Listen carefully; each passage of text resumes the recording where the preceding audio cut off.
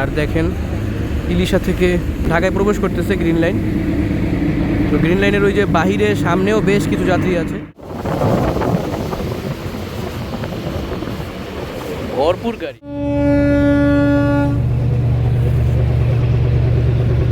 ইয়ান river cruise, আচ্ছা। চমৎকার propeller থ্রাস্টের সাথে এগিয়ে যাচ্ছে একটা কন্টেনারবাহী জাহাজ। অবহেলিত, লাঞ্ছিত, বঞ্চিত, অপমানিত, নিষ্পেষিত, নির্যাতিত। হালের পানি কাটার দৃশ্যটাও সুন্দর। এমভি দোয়েল পাখি 10 লঞ্চ এবং প্রচুর পরিমাণে ঈদযাত্রী নিয়ে। এখানে আর টেকনোলজিয়া নাই, এই হচ্ছে টিপু এবং ফারহান সিরিজের নতুন সৌন্দর্য। আসসালামু আলাইকুম বন্ধুরা, লঞ্চ ওয়েভ ইউটিউব চ্যানেলের পক্ষ থেকে সকলকে সাদর সম্ভাষণ জানিয়ে শুরু করছি ঢাকা হুলারহাট ভান্ডারিয়া রুটের টিপু 12 লঞ্চে ঢাকা টু বানারীপাড়া ভ্রমণ ভিডিও। তো আজকের এই ভ্রমণটা আগের থেকে কোনো প্ল্যানিং আর শালার মাঝে মাঝে শখের বসে পান খাইতে খাইতে ইদানিং 2-4 দিন পর এই যে মুখে বাইতে যায়, ইদানিং 2-4 দিন পর পরই একটা পান খাওয়া হইতেছে। তো এটা আবার অভ্যাসে পরিণত না হয়ে যায়, এজন্য এদিকেও কেয়ারফুল থাকতে হবে। তো যাই হোক, যেটা বলতেছিলাম, আজকের এই ভ্রমণটা পূর্বের থেকে কোনো প্ল্যানিং ছিল না, হঠাৎ করেই বাড়িতে যাওয়ার প্রয়োজন পড়েছে, এজন্য সদরঘাটে এসে পড়লাম এবং এই লঞ্চটাতে গ্রামে যাওয়ার সিদ্ধান্ত নিয়ে নিলাম। তো সাধারণত বছরের বেশিরভাগ সময়ই হুলারহাট ভান্ডারিয়া রুটের লঞ্চ বন্ধ থাকে। একটা কথা আগেই বলে রাখি, ভিডিওটা করেছিলাম ঈদের কয়েকদিন পরেই, তবে এতদিনে ভান্ডারিয়া রুট বন্ধ হয়েও গিয়েছে, কিন্তু এই ভিডিওটা আপলোড করতে পারি নাই। এরপরে চরমনাই ট্রিপ দিয়েছি, সেই ভিডিও আপলোড করে দিয়েছি, তবে এটা করা হয় নাই কারণ ব্যক্তিগত ব্যস্ততা ছিল। আর সবচেয়ে বড় সমস্যা হচ্ছে যে মোবাইলের স্ক্রিনে গ্রিন লাইন, পিঙ্ক লাইন, বহু লাইন পড়ছে। তো এই সমস্ত লাইনের কারণে ভিডিও মেকিং করা, একটু এডিট করতে ভালো ঝামেলা পোহাতে হয়। এসব কারণে ভিডিও দিতে অনেক দেরি হয়ে গেল, এজন্য আমি আন্তরিকভাবে খুবই দুঃখিত। 7টার আগেই লঞ্চটা ছেড়ে দিবে, দেখি লঞ্চে বানারীপাড়া পর্যন্ত যাবো ইনশাল্লাহ। যাতায়াত পথে যা কিছু ঘটে রটে সেগুলো তুলে ধরার চেষ্টা করবো এই ভিডিওতে। আশা করি আপনারা আমার সাথেই থাকবেন। আর ঘাটের আশেপাশের অবস্থা বলতে এই দেখেন, এইখানেও বাতাসে এই ফুলের গাছটা দুলতেছে। তো এই সন্ধ্যার সময় এরকম বাতাস হওয়ার মানে আজকে নদী কিছুটা হলে উত্তাল। এই বাপরে, ভালো বাতাস রে। আরেকবার দেখে দেখেন গাছটা কি পরিমাণ দুলতেছে, ভালো বাতাস চলতেছে। নদীতে আজকে হালকা পাতলা ঝড় বৃষ্টি হতেও পারে। তো এই পাশে তরঙ্গ 1, মানিক 5, সম্রাট 7, তাসরিফ 4, কর্ণফুলী 13। এক ভাই প্রচুর পরিমাণে রিকোয়েস্ট করেন কর্ণফুলী 13 লঞ্চে ভ্রমণের জন্য, তো আমিও ওইটা প্ল্যানিংয়ে রাখতেছি। তো এই যে যেমন জরুরত করছে বাড়িতে যাইতেছি, এখন ওই দিকটাতে আমার তেমন আত্মীয় স্বজন নেই, তারপরেও প্ল্যানিংয়ে আছে। আশা করি শীঘ্রই 2-4 সপ্তাহের ভিতরে ওইদিকে ভ্রমণ করব। তো দেখতে পাচ্ছেন জাঁকজমকপূর্ণ বরিশালের লঞ্চগুলো। তো টিপু 12 লঞ্চে আজকে ভ্রমণ হবে ইনশাল্লাহ, বাকিটা নদীপথেই দেখবেন। প্রিয় দর্শক, লঞ্চের সিঁড়ি কিন্তু উঠিয়ে ফেলতেছে, তো আমি এখন লঞ্চে উঠে পড়ব। যদিও সিঁড়ি ওঠানোর পরে লঞ্চে ওঠা ঠিক না, তারপরেও লঞ্চ যেভাবে প্লেস করা আসে তাতে উঠতে সমস্যা হবে না। ওদিকে ইঞ্জিন স্টার্ট করার জন্য ইঞ্জিন রুমে সংকেত পৌঁছে দেওয়া হয়েছে মাস্টার ব্রিজ থেকে, তো এখন আর দেরি করা ঠিক হবে না। আগে মাঝে মাঝে রিস্ক নিয়ে উঠতাম, তো এখন আর সেই রিস্ক নেই লেনেকা। উঠে পড়েছি লঞ্চে। তো এই হচ্ছে টিপু 12 লঞ্চের আলনি। তো এইখানটা একটু অন্যরকম, অন্যান্য লঞ্চ থেকে একটু আলাদা দেখবেন, কারণ এই টিপু সিরিজের, ফারহান সিরিজের প্রায় সবগুলো লঞ্চই একটু সি সার্ভে করা, অর্থাৎ সমুদ্র উপকূলে চলার উপযোগী। এবং এই লঞ্চের বডি হচ্ছে ডাবল বটম। তো এই হচ্ছে টিপু 12 লঞ্চের একদম নিচতলার সামনের অংশ। এখানে লঞ্চের বেশ কিছু তথ্য দেওয়া আছে।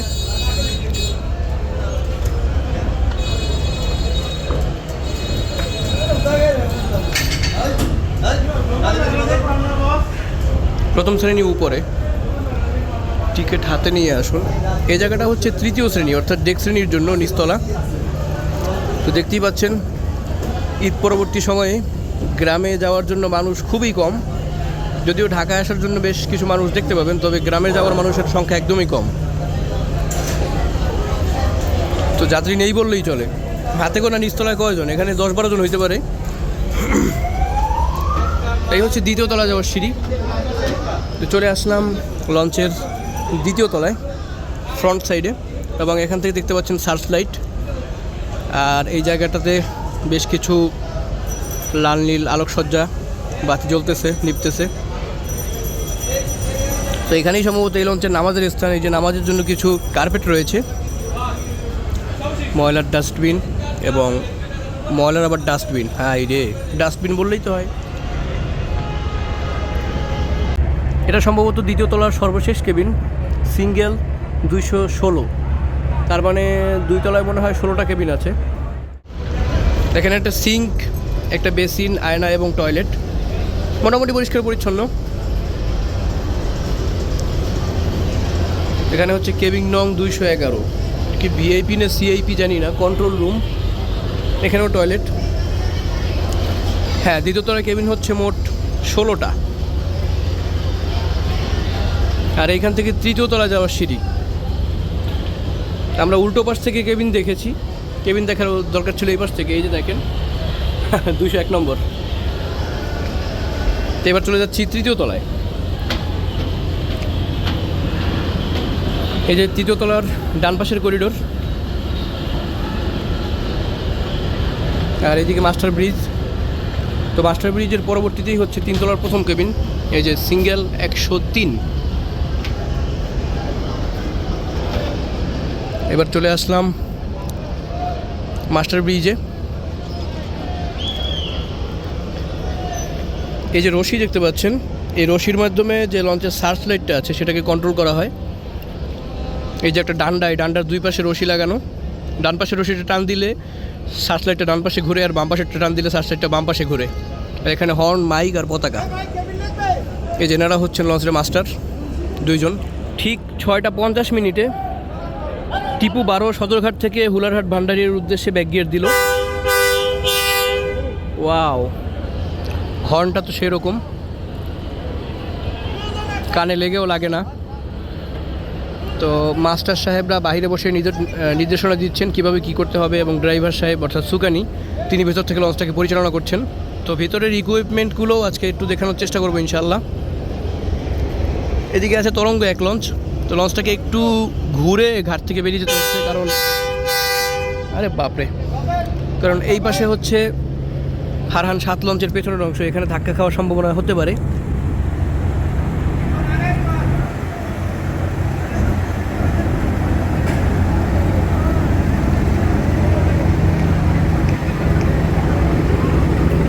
না, কোনো ধাক্কা খায়নি, একদম দক্ষতার সাথে লঞ্চটাকে বের করলেন মাস্টার ড্রাইভাররা। এই যে ফারহান 7 লঞ্চের পেছনের অংশ, খুবই সাবধানতার সাথে, দক্ষতার সাথে ড্রাইভার সাহেবরা লঞ্চটাকে বের করে ফেললো। এবং এখন হুলারহাট ভান্ডারির উদ্দেশ্যে টান শুরু হবে।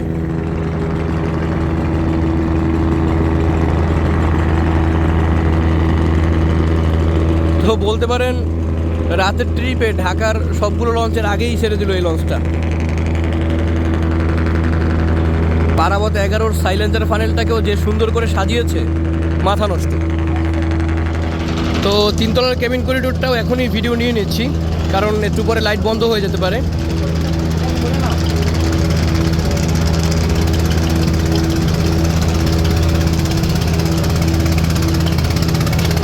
এই হচ্ছে 3 তলার কেবিন করিডোর। আর ট্রলারের আওয়াজ, চারিদিকের মেশিনের আওয়াজের ঠেলায় কানেই কিছু আসতেছে না।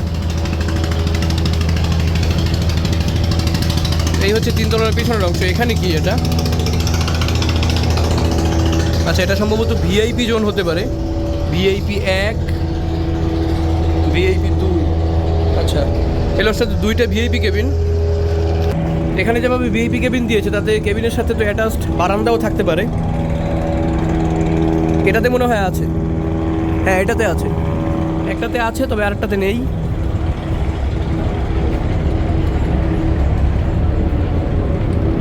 এটাতে নেই। তবে যাই হোক, লঞ্চটা ছোটোখাটোর মধ্যে অনেক সুন্দর। আর শর্টকাটে সবগুলো পুরো লঞ্চ ঘোরা হয়ে গেল। যেটা বলেছিলাম যে লাইট বন্ধ করে দিতে পারে, সেটাই করলো, বন্ধ করে দিল। আগে আগে ভিডিও নিয়েছি, ভালো করেছি। তো কেবিন সংখ্যা 2 তলায় দেখলাম 16টা, 3 তলায় দেখলাম হচ্ছে 20টা।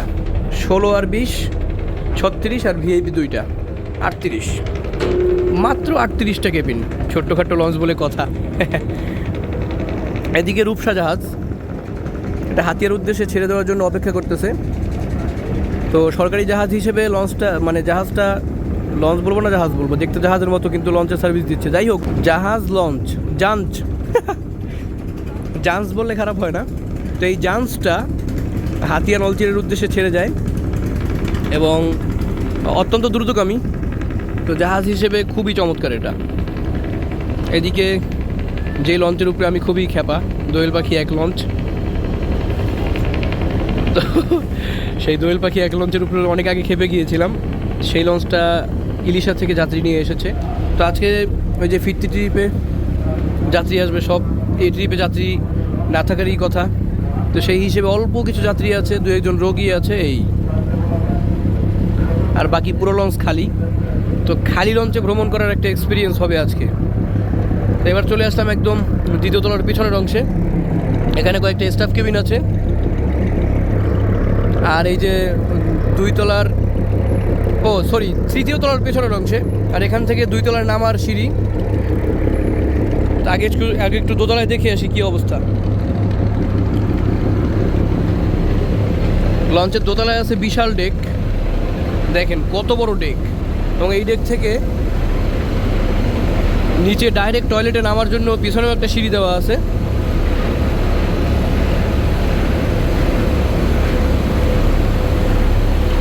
আর এটা হচ্ছে শুকান শ্যাফট, এটার মাধ্যমে শুকান ঘোরানো হয়, মানে লঞ্চকে ডানে বামে মোড়ানোর জন্য পাংখা বরাবর পেছনে যে একটা পাতার মতো আছে, বড় স্টিলের পাত, সেটাকে ঘোরানো হয়। আর প্রপেলার থ্রাস্ট হালকা পাতলা দেখা যাচ্ছে, অত বেশিও না আবার কমও না। আর এদিকে মাদারীপুর ডকইয়ার্ড অতিক্রম করতেছি আমরা এই মুহূর্তে। পারাবত 10 এবং 9-কে দেখা যাচ্ছে। এরকম 2টি স্টেবল জাহাজকেও কিন্তু আমরা ঈদের সার্ভিসে দেখতে পাইনি। এবারের ঈদে আমরা সুন্দরবন সিরিজের 4তলা মাস্টার ব্রিজ সম্পন্ন সর্বপ্রথম জাহাজ সুন্দরবন 10-কেও মিস করেছি। তো এই যে দেখতে পাচ্ছেন সুন্দরবন 10 এখনও এই আলু কোলেস্টেরল ঘাটে অলস সময় পার করতেছে। পূর্বে আমরা দেখতে পেতাম ঈদ স্পেশাল ট্রিপে যুক্ত হতো, কিন্তু এবার সেটাও হয় নাই। আর পাশেই আছে কীর্তনখোলা 10, এই লঞ্চটা এবারের ঈদে মাত্র একটা ট্রিপ দিয়েছে। বরিশাল থেকে তো একবারই আসতে দেখলাম, জানি না, আমার মনে হয়তো একটাই দিয়েছে, বেশিও দিতে পারে, আমার ঠিক মনে নাই। তো এই 2-10-কে এখানে দেখতে পাচ্ছি, অবহেলিত, লাঞ্ছিত, বঞ্চিত, অপমানিত, নিষ্পেষিত, নির্যাতিত, এই 2টা লঞ্চ এখানে পড়ে রয়েছে। তো এখন ওই 3 তলার পেছনের অংশ যেটা আমরা দেখি নাই, সাইলেন্সার, ফানেল টানেল, ওইসব একটু দেখবো। এই সমস্ত মাঝারি সাইজের লঞ্চ ঘুরে দেখতে সময় লাগে না। এখানে দেখেন 1 2 3 4 5 6 7 8 9 10 11 12 13 14 15 16 17 বাচ্চা কাচ্চা মিলে হয়তো 20 জনের মতো যাত্রী থাকতে পারে এখানে। এত বড় ডেক স্পেস, যেখানে মোটামুটি অনায়াসেই 250 থেকে 300 মানুষ থাকতে পারে, সেখানে মাত্র 20 জন, ভাবা যায়, তাও বাচ্চা কাচ্চা সহকারে। এই হচ্ছে টিপু এবং ফারহান সিরিজের নতুন সৌন্দর্য। আপনারা দেখতে পাবেন প্রত্যেকটা টিপু অথবা ফারহান লঞ্চেরই কিন্তু সাইলেন্সার ফানেলে এরকম বাতি লাগানো হয়েছে, হলুদ কালার এবং নীল কালারের, যেটা দেখতে সুন্দর এবং দূর থেকে এই লঞ্চকে চেনা যায়। নাম না দেখলেও বোঝা যায় যে এটা টিপু অথবা ফারহান সিরিজের কোনো একটা লঞ্চ হবে। তো এই সাইলেন্সার ফানেলের ভেতরে সাইলেন্সার পাইপকে ওঠানোর জন্য এই বরাবর উঠানো হয়েছে, তো একটা কভার দিয়ে দেওয়া হয়েছে এখানে। আমাদের পেছন থেকে একটা লঞ্চ আসতেছে। ও, এটা তো সুন্দরবন 14, আমাদের পটুয়াখালীর চিকনা সুন্দরী। এইদিকে আমরা পোস্তাগোলা ব্রিজের একদম নিকটে চলে আসলাম, অল্প সময়ের মধ্যেই ব্রিজ ক্রস করব। আর অন্যদিকে একটা লঞ্চ আসলো, এটা কোথার থেকে আসলো, ঢাকা, চাঁদপুর, পরে কিছু আছে না, ঢাকা ডাইরেক্ট।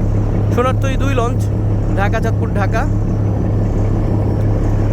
সোনারতরী সিরিজের এটাও একটা স্টেবল জাহাজ এবং দেখেন চমৎকার স্পিডের সাথে কিন্তু যাচ্ছে। যদিও চাঁদপুরের 3 ঘন্টার সার্ভিস মেনটেন করতে পারে না এই লঞ্চগুলো, তারপরেও যথাসাধ্য চেষ্টা করে যায়, মানে ঝিমায় না আর কি নদীতে।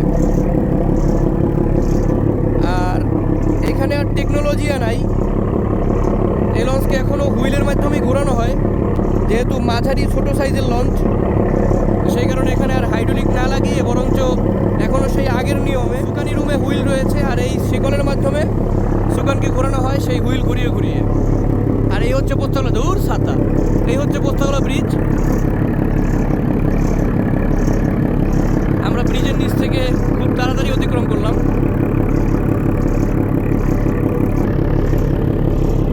সন্ধ্যার পরেও ব্রিজটাকে আরো সুন্দর লাগতো যদি মুক্তারপুর ব্রিজের মতো কিছু লাইটিং থাকতো। তো পেছন থেকে চিকনা সুন্দরী সার্চ লাইট জ্বালিয়ে আমাদেরকে সংকেত দিচ্ছে কিনা যে আমি আসতেছি, দাঁড়াও দাঁড়াও। যাই হোক, এগুলো আসলে কাল্পনিক কিছু কথা, এরকম কিছুই হয় না।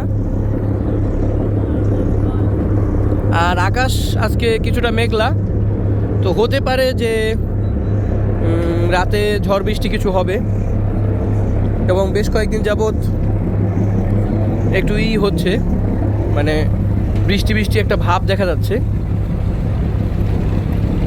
যাই হোক, রাতে যা কিছুই ঘটুক ইনশাল্লাহ। কী রে, এই লোক ঝালমুড়ি নিয়ে উঠলো, নামবে? ও আচ্ছা, এই লঞ্চ তো ঘাট করবে। বরিশালের লঞ্চে চলতে চলতে মনেই থাকে না যে ভায়া লঞ্চে উঠছি, মানে বিভিন্ন জায়গায় ঘাট করবে এমন লঞ্চে উঠছি। তো এই লঞ্চটা মুন্সিগঞ্জে ঘাট করবে, তারপরে চাঁদপুরে ঘাট করবে।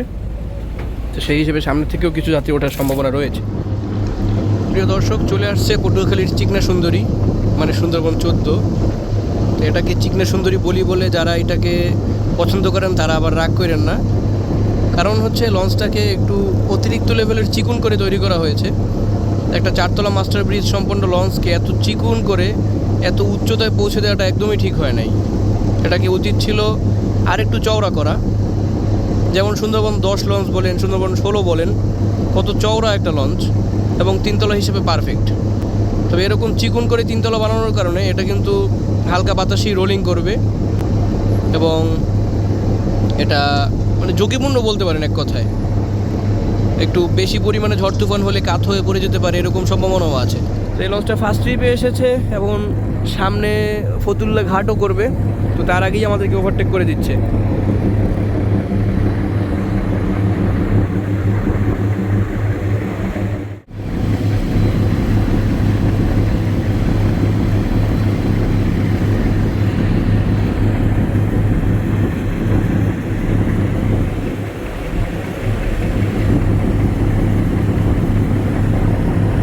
হালের পানি কাটার দৃশ্যটাও সুন্দর, আর বিশেষ করে সুন্দরবন সিরিজের লঞ্চগুলোর ফ্রন্ট সাইডটা এমনিতেই একটু অন্যরকম হয়, দেখতে বেশ সুন্দর হয়, এবং ভ্রমণকালে এই জায়গায় দাঁড়িয়ে থাকতেও অনেক ভালো লাগে।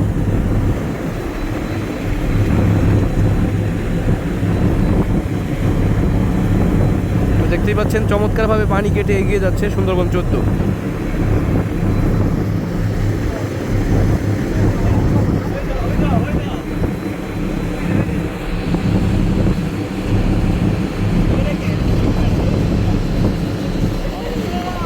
ঠিক এই মুহূর্তে ওই দিক থেকে, অর্থাৎ বিপরীত দিক থেকে ঢাকায় প্রবেশ করতেছে ইলিশা থেকে ছেড়ে আসা এমভি দোয়েল পাখি 10 লঞ্চ, এবং প্রচুর পরিমাণে ঈদযাত্রী নিয়ে এসেছে, আর গতিও রয়েছে ভালো পরিমাণে।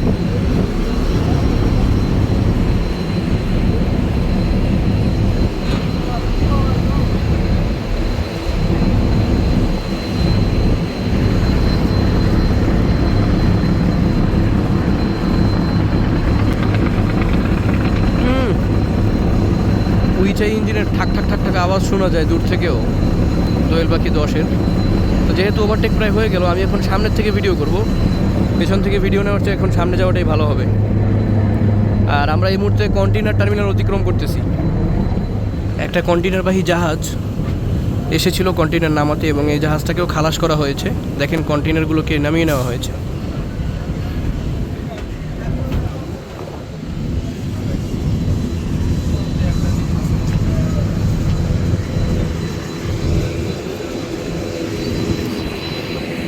এখান থেকে দেখা যাচ্ছে। তো এই জায়গাটায় আসলে এই কন্টেইনার টার্মিনালের আলোতে লঞ্চগুলোকে এমনিতেই আলোকিত দেখা যায়, সে কারণেই দেখেন সুন্দরবন 14 লঞ্চকেও আর একটু বেশি স্পষ্ট দেখাচ্ছে। আর দোয়েল পাখি লঞ্চ, মানে দোয়েল পাখি 10 লঞ্চ ভালো গতির সাথে যাওয়াতে তার পেছনে যে পানির একটা ঢেউ তৈরি হয়েছে, সেই ঢেউতে আমাদের লঞ্চ হালকা রোলিং করতেছে।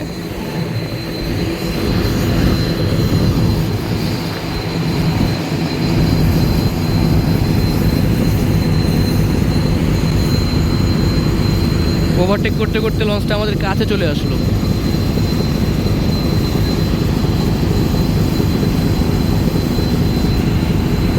আর এই সুন্দরবন 14 লঞ্চের প্রোপালশন সিস্টেমে ডাইহারসু ইঞ্জিন লাগানো আছে।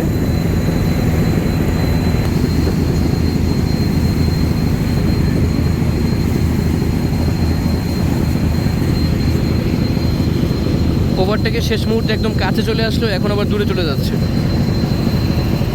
সামনেই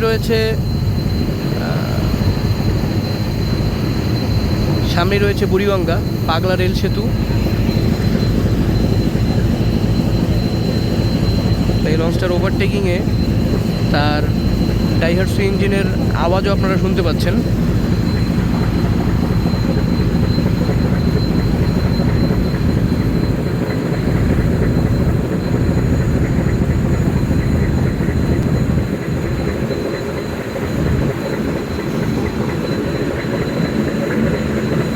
চমৎকার প্রপেলার থ্রাস্টের সাথে এগিয়ে যাচ্ছে পটুয়াখালী রুটের সুন্দরবন 14।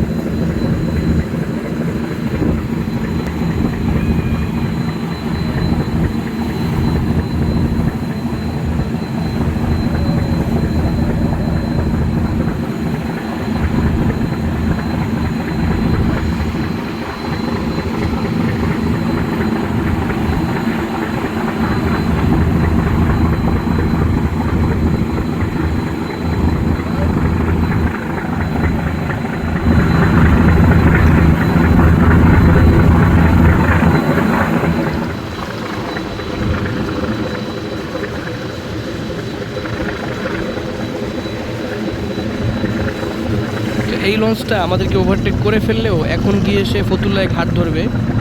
তো সেই ফতুল্লায় ঘাট ধরার সময় আবার কিন্তু আমরা এই ওভারটেক করে সামনে এগিয়ে যাব, এবং আমরা গিয়ে যখন মুন্সিগঞ্জে ঘাট ধরবো তার আগে যদি সে ফতুল্লা ঘাট ছেড়ে আমাদেরকে ধরে ফেলতে পারে তাহলে তো ধরলো, অন্যথায় কিন্তু সে আবার আমাদেরকে মুন্সিগঞ্জ ঘাটে গিয়ে পাবে। মানে দুর্বলতা সবারই আছে।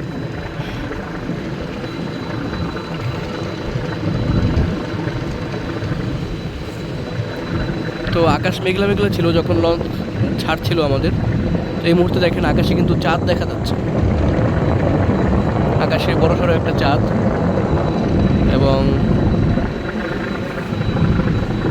বুড়িগঙ্গা পাগলা রেল সেতু, আর সেই সাথে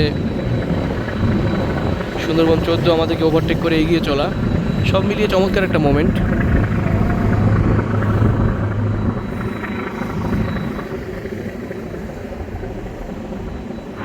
কিছুক্ষণ আগেও আমাদেরকে সুন্দরবন 14 লঞ্চ ওভারটেক করেছিল, তবে তার দুর্বলতা এখানে প্রকাশ পেয়েছে। সে কিন্তু ফতুল্লায় ঘাট ধরেছে এবং সেই ফাঁকে আমরা এগিয়ে যাচ্ছি।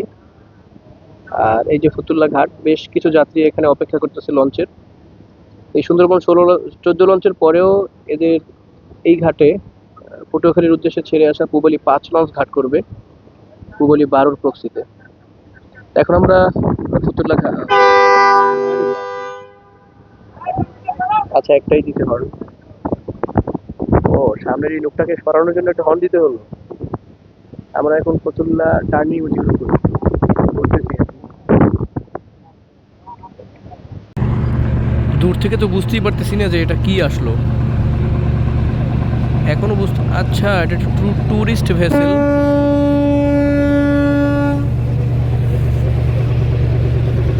ইয়ান রিভার ক্রুজ।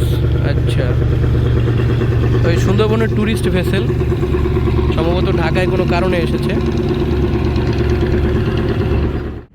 প্রিয় দর্শক, দেখতে পাচ্ছেন ইলিশার থেকে প্রচুর যাত্রী নিয়ে ফিরে আসলো গ্রিন লাইন। আমরা এই মুহূর্তে রাত্র 7:35 ধর্মগঞ্জ এবং ফতুল্লা টার্নিংয়ের মধ্যবর্তী স্থানটা অতিক্রম করতেছি। আর দেখেন ইলিশা থেকে দুর্দান্ত গতিতে ছুটে চলছে ঢাকার উদ্দেশ্যে, ঢাকায় প্রবেশ করতেছে গ্রিন লাইন। তো গ্রিন লাইনের ওই যে বাহিরে সামনেও বেশ কিছু যাত্রী আছে। তো এটা গ্রিন লাইন 3। ওফ, দুর্দান্ত প্রপেলার থ্রাস্ট। গ্রিন লাইনের আগুনগুলি গতিতে এগিয়ে চলা দেখতেই ভালো লাগে। আর গ্রিন লাইনের যে একটা স্পেশাল ঢেউ আছে, আমাদেরকে এখন ভালো ঢেউয়ের মোকাবেলা করতে হবে। দেখেন কি হাতিয়ে দিয়ে গেল। প্রিয় দর্শক, এই মুহূর্তে দেখতে পাচ্ছেন ময়ূর 7 লঞ্চ, চাঁদপুর থেকে সরি বোগদা দিয়ে 7 লঞ্চ, চাঁদপুর থেকে একদম ভরপুর যাত্রী নিয়ে ফিরলো। আর এটাও চাঁদপুর রুটের একটা অত্যন্ত জনপ্রিয় লঞ্চ এবং আপনারা প্রপেলার থ্রাস্ট আর গতিও দেখতে পাচ্ছেন, চমৎকার।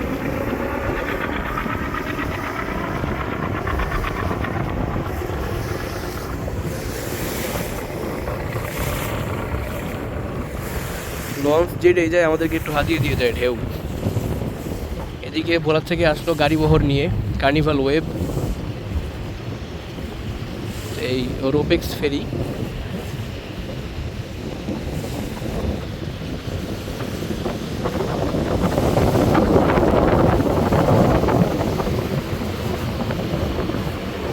ভরপুর গাড়ি, সবসময় গাড়ি ভর্তি থাকে এটাই।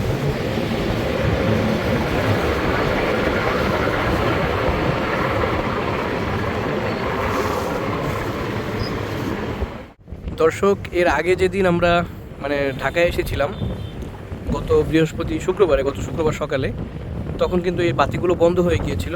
তবে আজকে দেখেন আবারও পুনরায় মুক্তারপুর ব্রিজ এর সজীবতা ফিরে এসেছে। চমৎকার সেই গোল্ডেন আলোগুলো জ্বলে রয়েছে। আর কিছুক্ষণ আগেও যেভাবে আকাশ কিছুটা মেঘলা ছিল, এখন হালকা হালকা মেঘ থাকলেও কিন্তু মোটামুটি পরিষ্কার আকাশ, চাঁদ দেখা যাচ্ছে আর নদীতে ভালো রকম বাতাসও আছে।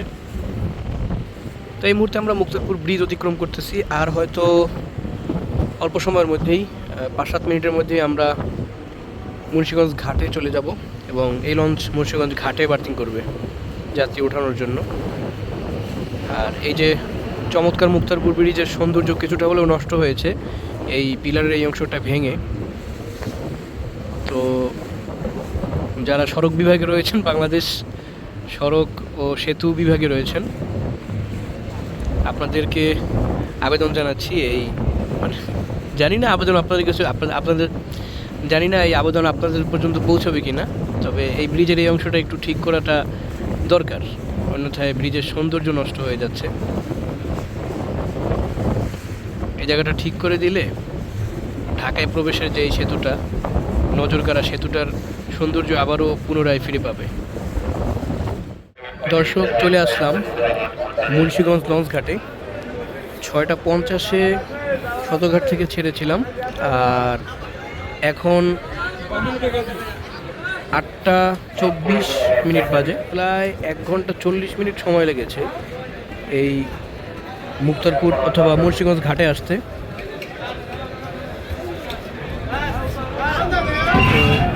এখানে ঘাট তো করলো, ঘাটের মাস্টার একজন যাত্রী উঠলো, 2জন হ্যাকার নামলো। আর ইনি কি যাত্রী নাকি লঞ্চের লোক? ইনিও যাত্রী, লঞ্চের লোক। আর 2জন যাত্রী নামলো না, এটা আসলে আশানুরূপ না।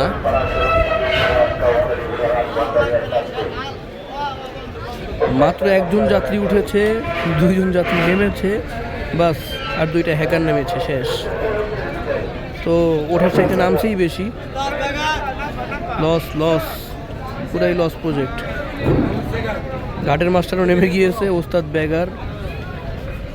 এই রে, মাস্টার সাহেবকে হয়ে দিয়েছে চ্যাগার। এই যে হ্যাকার দিয়ে আরও নামে।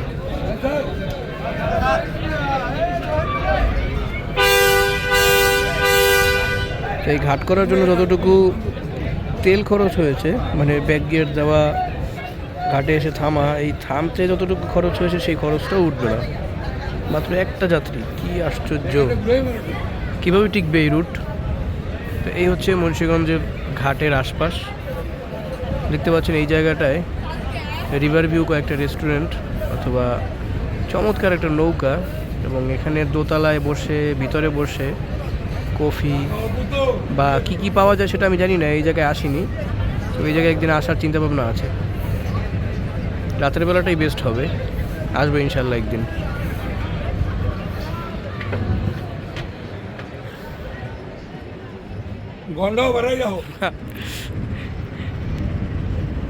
ঘাট করলাম হইলো কয় মিনিটে? 8:24 আর ঘাট ছেড়ে দিলাম 8:26। 2 মিনিটও বসতে হয় না এই ঘাটে। মুহূর্তের মধ্যে ঘাট করা এবং ঘাট ছেড়ে দেওয়া, অদ্ভুত, এত বড় একটা লঞ্চকে স্লো করে একটা ঘাটে থামা এবং সেই ঘাট থেকে মাত্র একজন যাত্রী ওঠা আর বিপরীতে দুইজন যাত্রী নেমে যাওয়া কেমন যেন আর কি, মানার মতো না। আর এই যে দেখতে পাচ্ছেন চাঁদপুরের দুর্দান্ত গতিশীল, সবচেয়ে গতিশীল দুইটা লঞ্চের মধ্যে একটা হচ্ছে এই ইমাম হাসান 5। দেখবেন ইঞ্জিনের আওয়াজে পুরো ফেটে যাচ্ছে সব, কিন্তু লঞ্চ সেই রকমভাবে চলতেছে। ইমাম হাসান 5 যাচ্ছে ঢাকার উদ্দেশ্যে। তো সবচেয়ে গতিশীল বলার কারণে আপনারা আবার মনে করেন না যেটা সবচেয়ে গতিশীল, এটার বিপরীত দিকটা নিয়েন, ঠিক আছে? প্রিয় দর্শক, এই যে আবার দেখেন পটুয়াখালীর সুন্দরবন 14 আমাদেরকে ওভারটেক করার জন্য চলে এসেছে। নদীতে এখন ভালোই বাতাস, যে এই আমার ফোন ধরে রেখেছি, তারপরেও বাতাসের একটা সাউন্ড আশা করি আপনারা পাচ্ছেন। আমি যদি এই আড়ালে গিয়ে ভিডিও করি তাহলে আবার ওই সাউন্ডটা আসবে না। আর এই সুন্দরবন 14 কিন্তু এখন ধীরে ধীরে আমাদেরকে ওভারটেক করতেছে। তো আমি একটু দেখবো এখন যে আমাদের লঞ্চের গতি কত কিলো। দর্শক দেখতেছেন আমাদের লঞ্চের গতি কিন্তু এখন স্টিল 16 কিলোমিটার। তো এটা বাতাসের বিপরীতে চলার কারণে নাকি বুঝতেছি না আমি। এদিকে সুন্দরবন 14 কিন্তু আমাদেরকে একবারে আহামরি গতিতে ওভারটেক করতেছে এমন কিছু না, সেও একবারে অল্প অল্প করে এগিয়ে আসতেছে। অনেকক্ষণ আমাদের পেছনে ছিল, তো হালকা হালকা গতিতে সে আমাদেরকে ওভারটেক করতেছে। সেই হিসেবে ধরতে পারেন তার গতি হয়তো ঘন্টায় 17 কিলোমিটার। তো এত কম গতি মনে হচ্ছে, এর কারণ হতে পারে যে আমাদের বিপরীত দিক থেকে ভালো পরিমাণে বাতাস আসতেছে। তা আমি এই আড়ালে দাঁড়িয়ে আছি, সেই কারণে হয়তো বাতাসটা টের পাচ্ছেন না। এই যে দেখুন, মানে ভালো পরিমাণে বাতাস আসতেছে, নদীর পানি ঢেউ খাচ্ছে। আমরা এখনও চাঁদপুর মোহনায় পৌঁছাই নাই, হতে পারে আর একটু পরে আরও বেশি বাতাস হবে। আর এই যে লঞ্চের সাইলেন্সার ফানেল, তো এই দিকটা আমি আগেও দেখিয়েছি আপনাদেরকে, আর একবার দেখাচ্ছি। এই লঞ্চটাকে তো আরে সাউন্ড রে, উইচা ইঞ্জিনের ভালো পরিমাণে সাউন্ড হচ্ছে এখানে। আর এই লঞ্চটাকে চালানো হয় হুইল শুকানের মাধ্যমে, এবং পেছনে প্রপেলার থ্রাস্ট মোটামুটি ভালোই, একবারে প্রচুর গতি তেমন না, তবে একটা স্বাভাবিক গতিতে চলতেছে লঞ্চটা। দেখেন সুন্দরবন 16, সুন্দরবন 14 কিন্তু ওই রকম অবস্থায় আছে। এখানে কথা না বলে একটু ওই পাশে সরে বলি।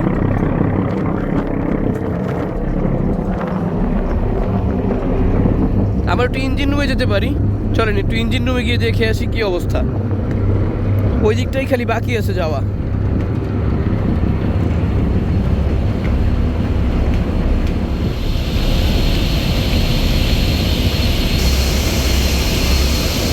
এই যে এখানে সিঁড়ির নিচের দোকান, তবে দোকান এখন বন্ধ,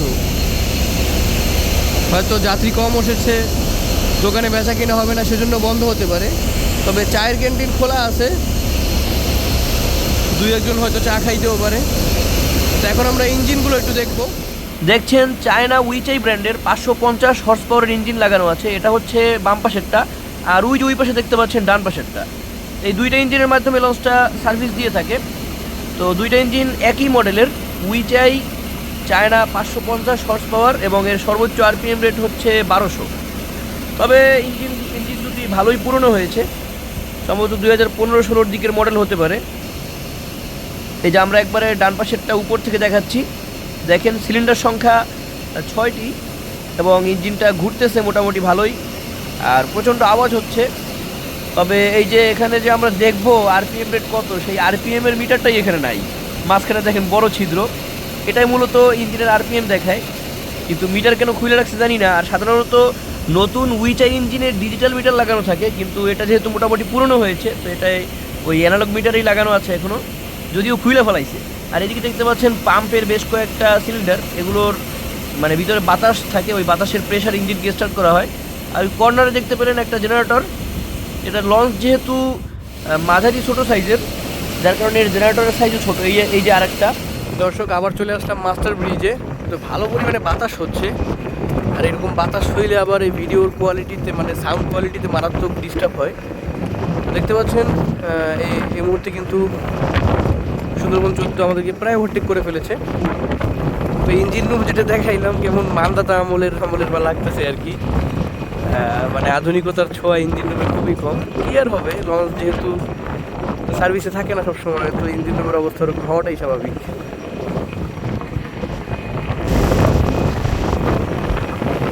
বুঝতেছি না বাতাসের কারণে আপনাদের শুনতে কি পরিমাণ সমস্যা হচ্ছে। সাউন্ড কোয়ালিটিতে মারাত্মক সমস্যা হয়, আগেও বলেছি একবার। দর্শক, আমরা পৌঁছে গেলাম চাঁদপুরে। দেখেন চাঁদপুর লঞ্চ ঘাট দেখা যাচ্ছে জমজমাট, প্রায় 4টা লঞ্চ রয়েছে ঘাটে।